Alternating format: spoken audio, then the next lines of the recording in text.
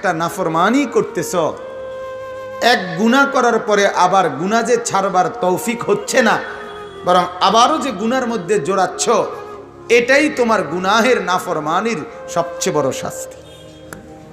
তুমি বুঝতেছ না, এটা বড় শাস্তি। যাকে আল্লাহ ফজরের নামাজ ছুটার পরে জোহরের নামাজ পড়ারও তৌফিক দিল না, জোহর ছুটবার পরে আসর পড়ারও তৌফিক দিল না, আসর পড়ার পরে না পড়ার পরে মাগরিবের নামাজ পড়ারও তৌফিক দিল না, নাফরমান, এটাই তোমার উপরে সবচেয়ে বড় শাস্তি। ওমান ইউশাকিকির রাসূলা মিন বাদি মা তাবায়্যানা লাহুল হুদা। সূরা সফ, এই সূরার দুইটি আয়াত ৭, ৮, এই দুইটি আয়াত আপনাদের মাঝে তেলাওয়াত করেছি। এই দুইটি আয়াতের তরজমা আপনাদের কাছে পেশ করতে চাই। যেহেতু আসরের নামাজের থেকে মাগরিবের আগের এই সময়টুকু একদমই কম, এজন্য খুব লম্বা কোনো কথা নয়। লম্বা কথা ইনশাআল্লাহ উলামায়ে কেরামই বলবেন। এই দুইটি আয়াত, প্রথম ৭ নম্বর আয়াত, আল্লাহ তাআলা বলছেন ২৮ নম্বর পারা ৬১ নম্বর সূরা, সূরায়ে সফ। আল্লাহ তাআলা বলতেছেন, ওয়ামান আযলাম, তার চাইতে বড় জালেম আর কে হতে পারে? এর চাইতে বড় জালেম আর কে? মিম্মান ইফতারা আলাল্লাহিল কাযিবা ওয়া হুয়া ইউদআ ইলাল ইসলাম, যাকে অহরহ ইসলামের দিকে ডাকা হচ্ছে, অথচ তবুও সে আল্লাহ পাকের উপরে মিথ্যা অপবাদ আরোপ করছে। তার মানে তার কাছে পরিষ্কার আল্লাহ সম্পর্কে স্পষ্ট ব্যাখ্যা, তাওহীদ, আল্লাহ তাআলার ক্ষমতা, আল্লাহ তাআলার রুবুবিয়ত, আল্লাহ তাআলার সামগ্রিক বড়ত্ব, শ্রেষ্ঠত্ব, পরিচয়, সব কিছু আল্লাহরই পক্ষ থেকে তার কাছে অহরহ পৌঁছানো হচ্ছে, বলা হচ্ছে। সে বুঝতে পারতেছে, তবুও সে আল্লাহ সম্পর্কে মিথ্যা অপবাদ আরোপ করছে। যত মানুষ শিরিক করে তারা প্রকারান্তরে আল্লাহর সম্পর্কে মিথ্যা অপবাদই আরোপ করে। যত মানুষ কুফরি করে তারা আল্লাহ তাআলার ব্যাপারে মিথ্যা অপবাদই আরোপ করে। এই কারণে যে সে মনে করে আল্লাহ তাআলা একক ক্ষমতার অধিকারী না। যত মানুষ দেবতার পূজা করে তো তারা যেন আল্লাহ তাআলার একক ক্ষমতাকেই অস্বীকার করে। যত মানুষ আল্লাহ ভিন্ন অন্য কারো কাছে কিছু প্রার্থনা করে, চায়, তো তারা যেন আল্লাহর উপরে মিথ্যা অপবাদই আরোপ করে। যত মানুষ আল্লাহকে বাদ দিয়ে অন্য কিছু থেকে নিজের জীবনের বিধিবিধান গ্রহণ করে, তারা যেন আল্লাহকে বাদ দিয়ে আল্লাহর উপরেই মিথ্যা অপবাদ করে।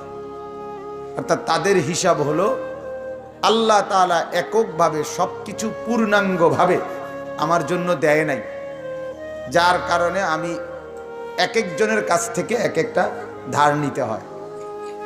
এজন্য আল্লাহ তাআলা বলছেন, অথচ আমি তাকে অহরহ ইসলামের দিকে, সত্যের দিকে, সঠিক মতাদর্শের দিকে অহরহ ডাকতেছি।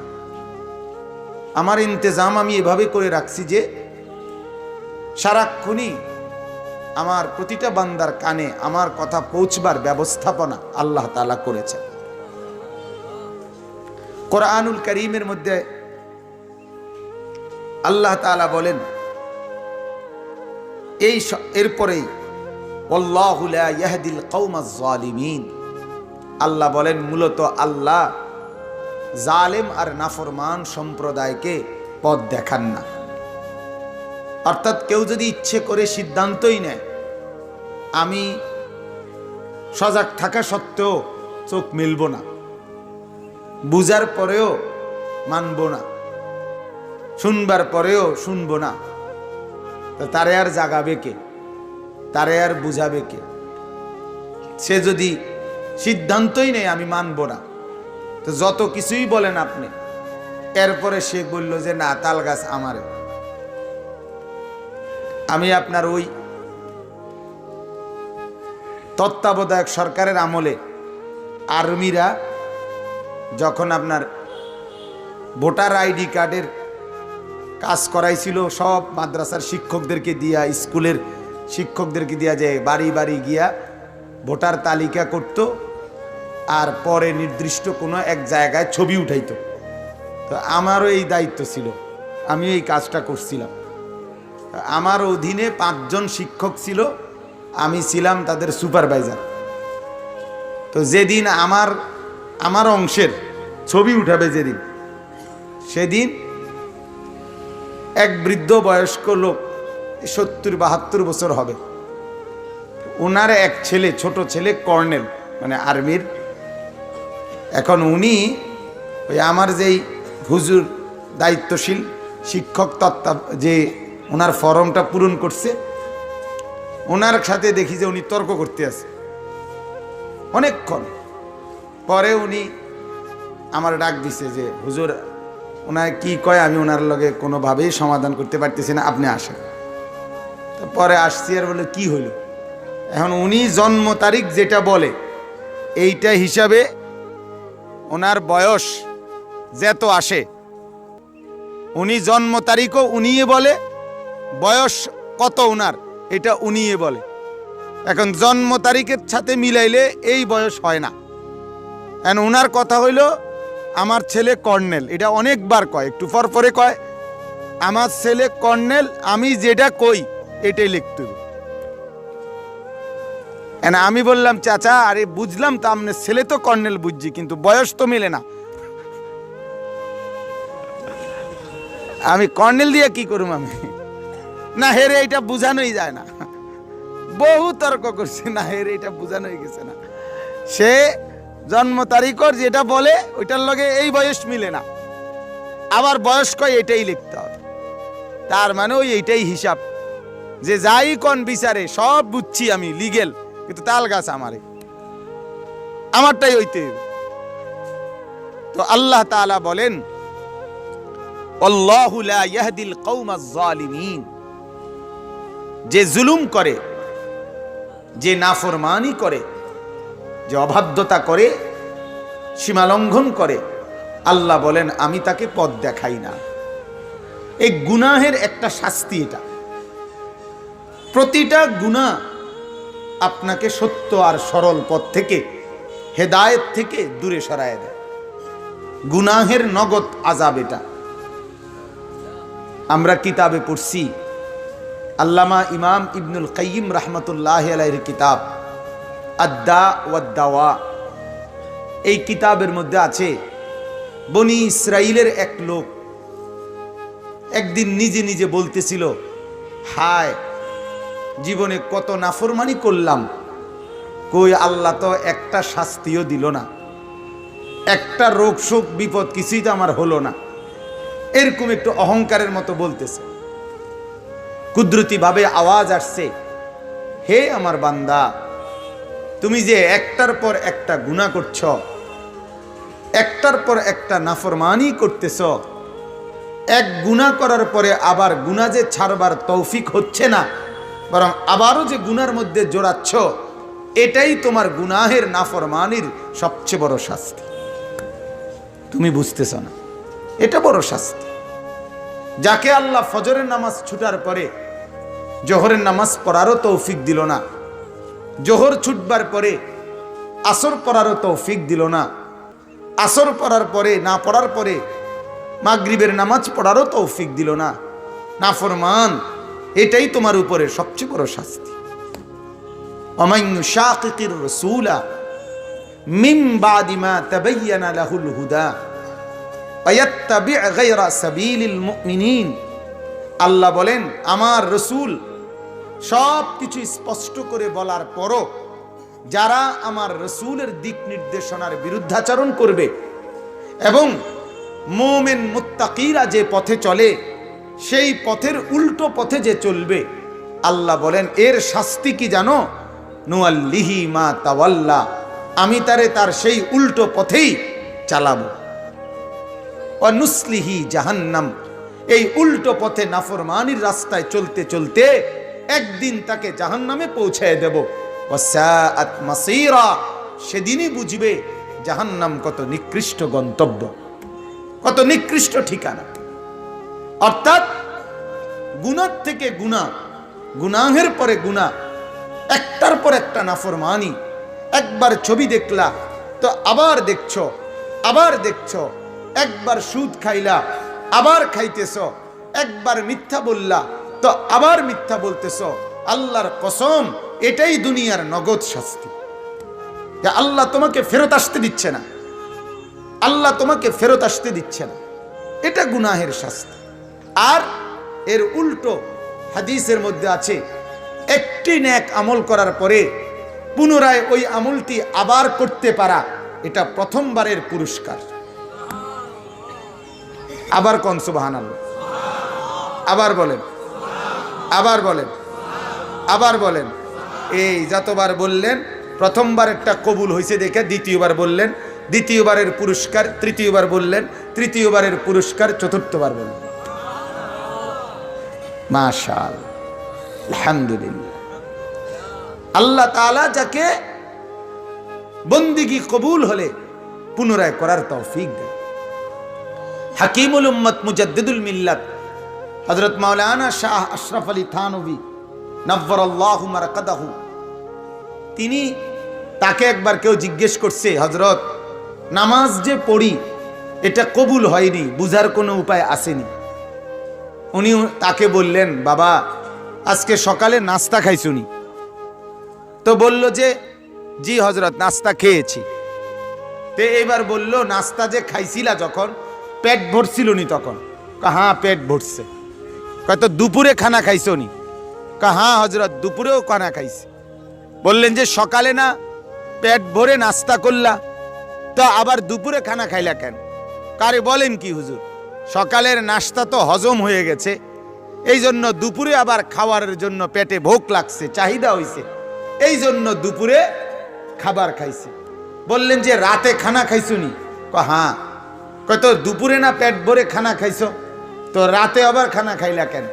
কয় যে হযরত, দুপুরের খানা তো হজম হয়ে গেছে, রাতে আবার ভোক লাগছে, এজন্য রাতের খানা খাইছি। হযরত বললেন, ঠিক এরকম যার ফজরের নামাজ পড়ার পরে জোহরের ওয়াক্তে আবার জোহর পড়তে মন চায়, জোহরের নামাজের তৌফিক হয়, এতেই প্রমাণ করে ফজরের নামাজ কবুল হইছে, জোহরের নামাজের ভোগ আসছে। এজন্য আল্লাহ তাআলা জোহরের নামাজ পড়ার তৌফিক দিছে। আসরের নামাজ আবার পড়তে গেলে বুঝতে হবে জোহরের নামাজ কবুল হইছে, তো আসরের নামাজের ভোগ আসছে, এই জন্য আসর পড়ার তৌফিক হইছে। এক বেলার খানা হজম হইলে পরের বেলার কি হয়? ভোগ আসে, ঠিক কি না? এক বেলার নামাজ কবুল হলে পরের বেলা আবার পড়ার তৌফিক হয়। যেন প্রতিটা নেক আমলের পুরস্কার হলো আল্লাহ তাআলা এর বিনিময়ে আরেকটি নেক আমল করার তৌফিক দান করে। প্রতিটা বন্দেগীর একটা পুরস্কার এটা। আর নাফরমানি একটার পর একটা করা, এটা হলো তোমার উপরে প্রতিটা নাফরমানির আযাব। প্রথমবার করার পরে দ্বিতীয়বার আবার করলে এটা প্রথমবারের কি বলেন না, আযাব, শাস্তি। আর দুনিয়ার সব আযাব মনে রাখতে হবে। দুনিয়ায় মানুষের বিপদ, মুসিবত, পেরেশানি, অস্থিরতা, রোগ, শোক, অ্যাক্সিডেন্ট, দুর্ঘটনা, মহামারী, ঘূর্ণিঝড়, জলোচ্ছ্বাস, টর্নেডো, করোনা, যাই কোন, যার যত মুসিবত, যার যত আযাব, সব কিছু ছোট, সামান্য। বড় আযাব কবর থেকে শুরু হবে, জাহান্নাম পর্যন্ত চলবে। আল্লাহ কোরআনে বলছে, দুনিয়াতে আমি বড় শাস্তি দেই না। ওয়ালা নুযীকান্নাহুম মিনাল আযাবিল আদনা দুনাল আযাবিল আকবার লাআল্লাহুম ইয়ারজিউন। আল্লাহ বলেন, আমি অবশ্যই তোমাদেরকে ছোট আযাব স্বাদ দেখাই, বড় আযাবের আগে। কেন? লাআল্লাহুম ইয়ারজিউন, যেন তোমরা সবাই ছোট আযাব দেখেই আমার দুনিয়াতেই আমার কাছে ফিরে চলে আসো, যাতে করে কবর থেকে আখিরাতটা নিরাপদ হয়ে যায়। সুবহান। এক মানুষ যদি কুফরি থেকে দুনিয়াতে ফিরে আসে, ভাগ্যবান কিনা? শিরিক থেকে দুনিয়াতে ফিরে আসলে ভাগ্যবান কিনা? কবিরা গুনাহ যদি দুনিয়াতে ছাড়তে পারে তাহলে ভাগ্যবান কিনা? এখানে লাভ, এখানে লাভ, এখানে ফিরতে পারলে লাভ। কিন্তু হাদিসের মধ্যে কথা আছে, কবরে যাওয়ার পরে, হাসরের ময়দানে যাওয়ার পরে প্রতিটা মানুষ আল্লাহকে চিনবে, মানবে, রাসূলুল্লাহ সাল্লাল্লাহু আলাইহি সাল্লামেরও স্বীকৃতি দেবে, সাক্ষ্য দেবে, কিন্তু এতে কোনো ফায়দা হবে না। হাদিসে কথা আছে, আল্লাহর নবী সাল্লাল্লাহু আলাইহি সাল্লাম বলেন, হাসরের মাঠে হযরতে বেলাল রাদিয়াল্লাহু তাআলা আনহু উটের পিঠে দাঁড়িয়ে হযরতে বেলাল পুরা হাসরের মাঠে আজান দেবে। তো আজান দিলে যখনই বলবে আশহাদু আল্লা ইলাহা ইল্লাল্লাহ, সমস্ত মানুষ, ফেরাউনও, নমরুদও, সবগুলো, কারুনও, সাদ্দাদও, আবরাহাও, আবু জেহেল, আবু লাহাব, সব নাফরমান, তারাও বলবে সাদাকা। আজ তারাও বলবে হ্যাঁ সত্য বলছে। এরপরে যখন বলবে আশহাদু আন্না মুহাম্মাদার রাসূলুল্লাহ, তো সবগুলো বলবে সাদাকা, সত্য বলেছে। তাহলে আজ যে সত্য বলছে কথা মেনে নিলা, এতে কি এক পয়সার কোনো লাভ হবে? তাইলে আল্লাহকে মানতে হবে, এতে কোনো সন্দেহ নাই। মুহাম্মদ সাল্লাল্লাহু আলাইহি সাল্লামকে মানতে হবে, হয় এখন নয় ওই সময়, ওই সময়। এই জন্য আল্লাহ পাক রব্বুল আলামিন বলে, ওয়াল্লাহু লা ইয়াহদিল কওমাজ জালিমিন, আল্লাহ তাআলা কোন জালেমকে, কোন পাপীকে, কোন নাফরমানকে, অবাধ্যকে পথ দেখান না। কেউ যদি সিদ্ধান্ত নেয় আল্লাহর পথ থেকে আমি চলবো না, তো আল্লাহ বলেন আমিও তোমার ধার ধারি না। আমিও তোমার কি, তামাম কায়নাত যদি ইবাদত করতে করতে করতে করতে সবাই যদি নবী রাসূলের মাকামে চলে যায়, তবুও আল্লাহ পাকের কোনো এক মর্যাদায় এক জাররা বাড়বেও না।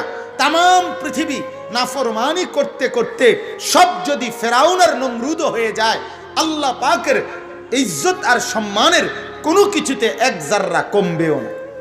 আল্লাহ ওই সত্তাকে বলে লা ইয়াজিদু ওয়ালা ইয়ানকুসু, যার কিছু বাড়েও না, যার কিছু কমেও।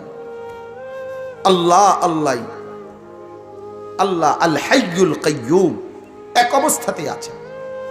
তাইলে আমার বলার উদ্দেশ্য হলো, প্রথম আয়াতের কথা এই, আল্লাহ তাআলা বলেন তার চাইতে বড় জালেম আর কে, যাকে আমি আল্লাহ অহরহ ইসলামের কথা, কালেমার কথা তার কাছে পৌঁছাবার পরও সে আমি আল্লাহর নামে মিথ্যা অপবাদ আরোপ করছে, তবুও কুফরি করছে, তবুও শিরিক করতেছে, তবুও কবিরা গুনাহ করছে, তবুও হারাম করতেছে, তবুও বিদআত করতেছে, তবুও নিজের খামখেয়ালি আর নফসের শাহওয়াত মতো চলতেছে। অথচ আমি আল্লাহ এগুলোর নিষেধাজ্ঞা তার কাছে বারবার পৌঁছাইছে কিনা। এবার একটা ছোট্ট হিসাব বোঝেন। আল্লাহ পাক কোরআনুল কারীমের মধ্যে বলছেন, ওয়ালাকাদ আরসালনা ইলা উমামিন মিন ক্বাবলিক, হে নবী আপনার পূর্বে যত মানুষ অতিবাহিত হয়েছে আমি আল্লাহ তাদের প্রত্যেকের জন্য নবী এবং রাসূল পাঠিয়েছি। তাহলে কি বোঝা গেল? আল্লাহ পাক এই জমিনে কখনোই মানুষ এরকম রাখে নাই যে এই সময় মানুষকে আল্লাহ চিনাবার কেউ নাই, এমন হয় নাই। জমিনের ইন্তেজাম এমন, জমিনে মানুষের অস্তিত্ব যখন থেকে রব্বুল আলামিন বলেন আমাকে চিনাবার জন্য রাহবার, পথ প্রদর্শক আমি আল্লাহ প্রত্যেক জামানায় রেডি রাখছি। এমন কখনোই আমি রাখি নাই যে সময় আমার বান্দাদেরকে আমার কথা বলার মতো কেউ ছিল না, এমন জমিনে হয় নাই। ওয়ালাকাদ আরসালনা ইলা উমামিন মিন ক্বাবলিক। এরপরে আল্লাহ কোরআনে বলছেন, আল্লাহ তাআলা ওয়ালাকাদ বাআসনা ফি কুল্লি উম্মাতির রাসূলা, একই কথা। আল্লাহ বলেন আমি সমস্ত জাতির কাছে রাসূল পাঠিয়েছি। এবার যদি আপনারা বলেন আমরা তো পাইলাম না, এটা তো পরিষ্কার। আজকে 1450 বছর পরে আমরা তো আইসা আখিরি পয়গম্বরের পরে আমরা তো আর নবী পেলাম না, রসুল পেলাম না।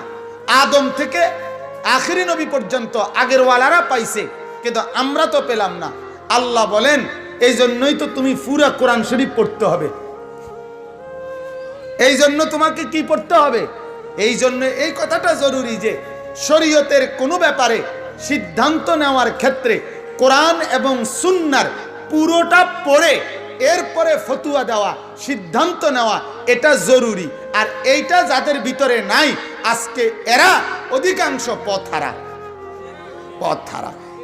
এই দেখেন হুজুর, বাংলা বুখারী শরীফের এত পৃষ্ঠার মধ্যে লেখছে, এটা বাংলা বুখারী শরীফের এত পৃষ্ঠার যেটা লেখছে, বাংলা মুসলিম শরীফের আরেক পৃষ্ঠার মধ্যে আরেকটা কথা আছে, আপনি এটা জানেননি? কথা বোঝেন নাই? উনি ওইটা জানে না, উনি ওইটা পড়েই নাই, ওনার ওই খবরে নাই।